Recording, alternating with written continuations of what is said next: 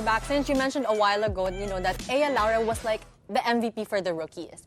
And now she's crowned as the Rookie of the Year. Very well deserved also because we've got such a great rookie batch this season 81. Well, sabi nga ni na Bengs during the start of the season, naipon yung talent pool. So these girls stayed and sila yung naapektuhan ng K-12. That's why we have this very fantastic batch of rookies this year because they have been in high school training their, working themselves up to be their best for the past 6 years. And kita naman natin, when they came into the UAP, hinog na hinog. So it's a really great set of high school players that, or girls who came from high school that we're seeing here in the women's division.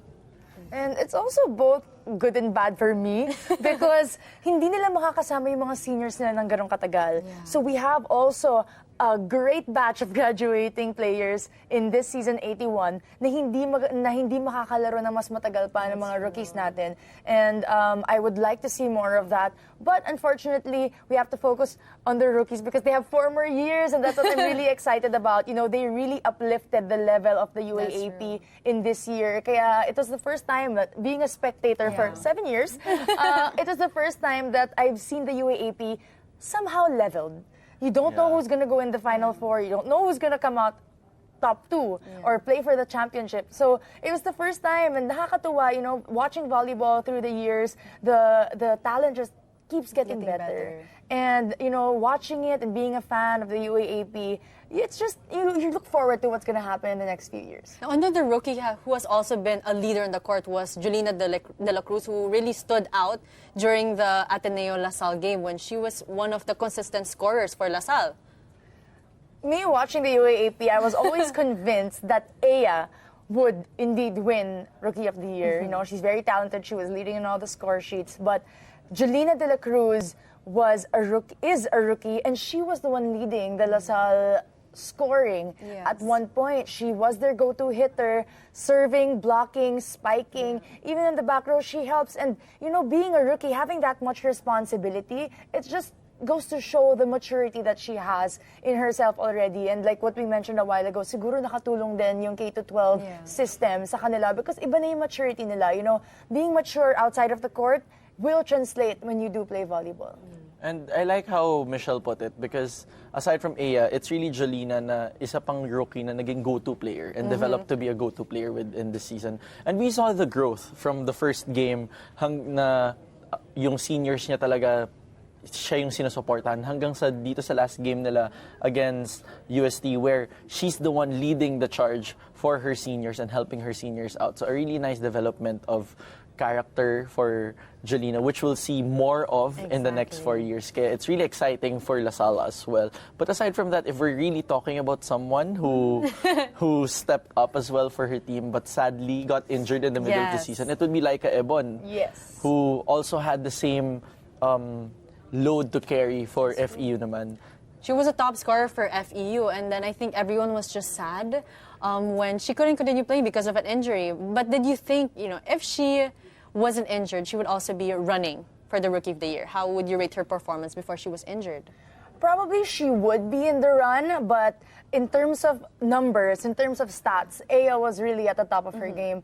And Laika was the highest scorer of FEU. But in FEU kasi mas spread out yung points nila. You have Heather Ginoo, you have Malabanan, you have Domingo, you have Karandang. So as compared to UST, yes, you have their middles and their opposite spikers, but the bulk of the points are halved between CC and Eya. The outside spikers are really their go-to, and why not? So I believe Laika would have put up a good fight, but in the end, Team Eya. But ako, when I was discussing the Rookie of the Year award and the MVP awards with some of her friends in the media, like si Camille Naredo and Migs, we were discussing how it could have been Laika who could challenge Eya into that Rookie of the Year plum because of the load that she carries for FEU, because she's in a similar position playing in the wings. But it's also a factor that Laika was really efficient also as a spiker. And I was checking how in their games, FEU really had Laika on top of her game when she was in the fold. So it's really going to be a factor if Laika was there, it could have been another option to be a Rookie of the Year. But of course, we knew what happened, and it's really sad. So we're here, and I don't disagree that Eya does. I don't disagree that Eya does deserve this award because she really does. Position din, di ba? Yeah. The bulk of the balls really go to the outside. So being an opposite spiker, ako alam ko to, when the set or when the pass is bad, it automatically goes to the outside because mahirap tumalikod ang setter because her back is facing me. So it's going to be harder for her to throw it to the back. So when the ball doesn't go as you planned, ibabato talaga nila yan sa outside spikers. So there are more attempts for the outside spikers, so more chances of scoring a point. Do you see a similarity with Eya Laure and Alyssa Valdez? Because there has been talk how they see that same spark and fire, even the strength of her hits. Synj? I would say no because I would say that Eya is really her own kind.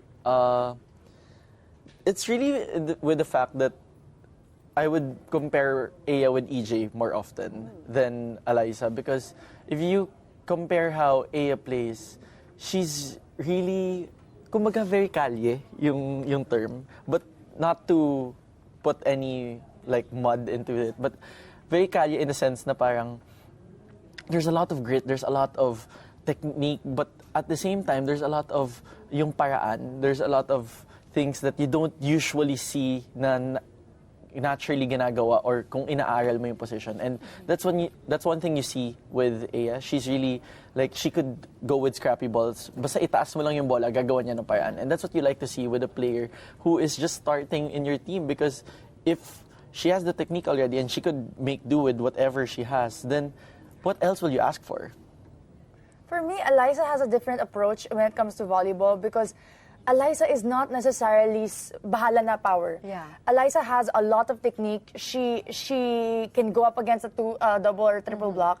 Kaya niya gawa ng paraan yung mga bola. And si Eya, on the other hand, I don't know if it's because, she's still a rookie, but more power kasi talaga siya. So it's really all about power. And Alyssa, on the other hand, is really technique. Yes, Alyssa has power, no doubt, but it's also the elevation.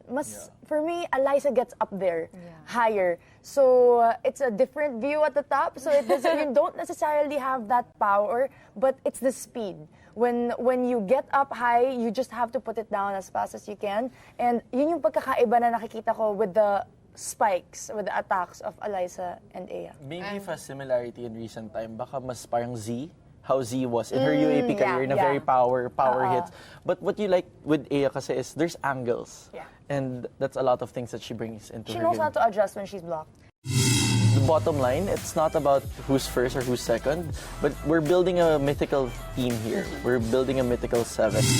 Trinoma Green Light Sale is back, and it's happening on May 17 to 19. Walk on the latest looks with up to 70% off at your favorite stores. Trinoma Green Light Sale, May 17 to 19, per DTI FTEB permit number 6625, series of 2019.